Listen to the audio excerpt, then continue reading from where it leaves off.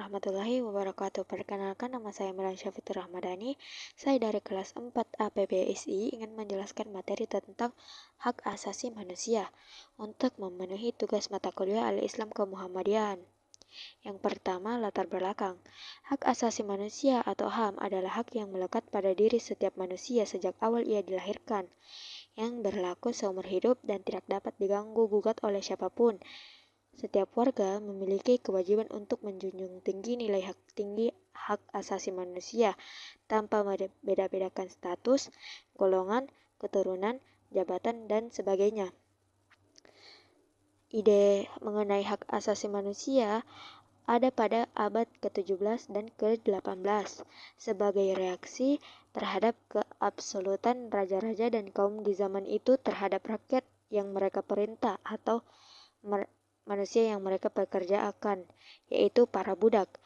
Mereka ini tidak memiliki hak-hak tertentu. Mereka diperlakukan sewenang-wenang sebagai budak yang dimiliki, sehingga dengan adanya hak asasi manusia ini, kita bisa membantu masyarakat tanpa memandang kasta tertentu.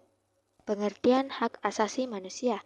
Secara bahasa, kata hak berarti kewenangan untuk melakukan sesuatu atau tidak melakukan sesuatu.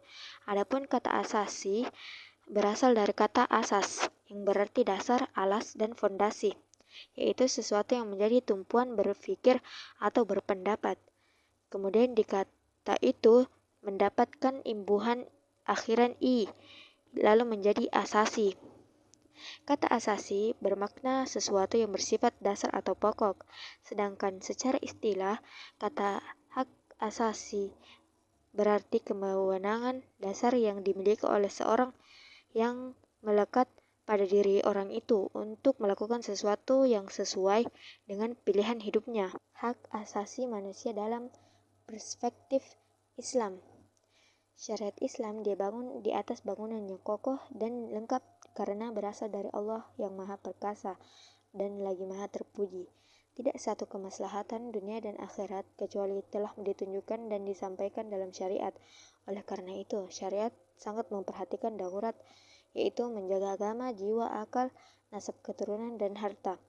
Kelima ini yang menjadi tiang kehidupan manusia, dan tidak akan baik kehidupan manusia kecuali dengan 5 perkara tersebut. Penerapan hak asasi manusia adalah untuk mewujudkan dan melindungi hak-hak dasar yang melekat pada setiap individu manusia, tanpa memandang perbedaan apapun.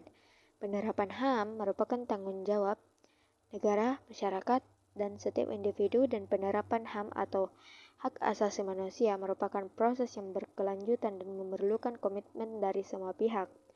Oleh karena itu, kita harus meningkatkan kesadaran, pemahaman, penghormatan terhadap HAM yang perlu terus dilakukan. Kesimpulannya adalah hak asasi manusia atau HAM adalah hak yang melekat pada setiap individu sejak lahir dan tidak dapat diganggu-gugat, dan menekankan kesetaraan dan kebebasan. Lahir sebagai reaksi ketidakadilan di masa lalu, HAM juga dijunjung tinggi dalam syariat Islam melalui perlindungan terhadap 5 darurat. Penerapan HAM merupakan tanggung jawab bersama antara negara, masyarakat, dan individu. Meskipun tantangan tersebut masih ada, oleh karena itu kita penting untuk meningkatkan kesadaran penuh dan pemahaman masyarakat tentang HAM demi terciptanya kehidupan yang adil dan makmur. Baiklah, mungkin itu saja. Saya tutup dengan mengucapkan wabillahi fisabilillah, fastabiqul khairat. Wassalamualaikum warahmatullahi wabarakatuh. Mohon maaf jika ada salah kata dalam pengucapan saya.